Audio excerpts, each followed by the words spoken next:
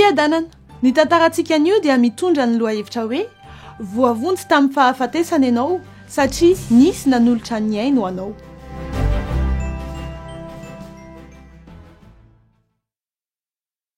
Nisy mpirahalahy nandeha tamin'ny lalana samihafa teo amin'ny fiainany. Ilay zokiny tena tia ny fanaon'izao tontolo izao ary nandray aingana ny lalan-diso. Ary ilay zandriny anefa dia nandray ny fitoriana filazantsara natao taminy teny an-dalana raha mbola zaza izy. Nanompo an Jesosy Tompo ampifaliana sy ampatokiana izy. Indray andro, nisotro toaka niaraka tamin'ny namany tany amin'ny bara ilay zokiny, ary samy nisotro be loatra. Dia nifanditra tao izy ireo, tonga dia niantsapy teny amin'ny namany ilay tovolahy, dia nanindrotsindrona antsy azy. Afaka fotoana fohy vao tsapany, fa tsy miaina intsony ilay namany ary maty. Nanapa-kevitra nandositra ratovolahy miaraka tamin'ny lobany feno rà. Ary nanenjika azy ireo izay nanatrika niady teo. Niazakazaka nakany amin'ny tranon'ilay zandriny ity tovolahy ka nandondona sady niteny hoe afaka feninao ve ao fa namono olona? Dia enjehan'ny olona maro aho izao. Dia namaly ilay zandriny hoe fa aiza renao no afeniko? Ny tranoko efitra iray fotsiny. Dia hoy ilay zokiny hoe aleo tsy ho very fotoana isika fa eritrereto fotsiny hoe aiza aho no afaka feninao e. Rehefa avy nieritreritra kely ilay zandriny dia nanome hevitra azy hoe omeo ny lobaka ao dia ity ny lobako anaovana. Fa izao tazomy ho madio foana ity lobako ity ary alaviro ny fahaloton'izao tontolo izao.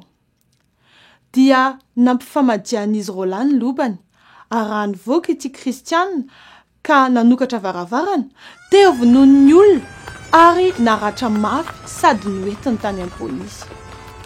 Avy tao amin'ny polisy dia nentina tany amin'ny tribonaly ny raharaha ary nivaly ny fitsarana fa namono olona izy ary voahelika ho faty. Ilay tena namono olona nilamina tsara tao an-trano. Afaka 2 andro dia niazakazaka tany amin'ny fitsarana izy sady niteny hoe afaka voakanareo ve ny zandriko izay tsy manan-tsiny fa izao no tena namono ilay olona? Dia namaly ilay mpitsara hoe indrisy fa tara loatra satria efa nahantona ny zandrinao. Dia nakany amin'ny polisy izay nanantonana azy izy ary nahita ny zandriny efa maty. Nandohalika izy sady nitomany no niteny hoe novidian'ny zandriko ny heliko ary maty teo amin'ny toerako izy. Dia tsarony ny afatry ny zandriny ho azy hoe fa izao tazomy ho madio foana ity lobako ity ary alaviro ny fahaloton'izao tontolo izao. Izay no nahatonga ity mpamono olona nibebaka ary tonga kristianina. Toy izany koa no nataon'i Jesosy Kristy ho antsika.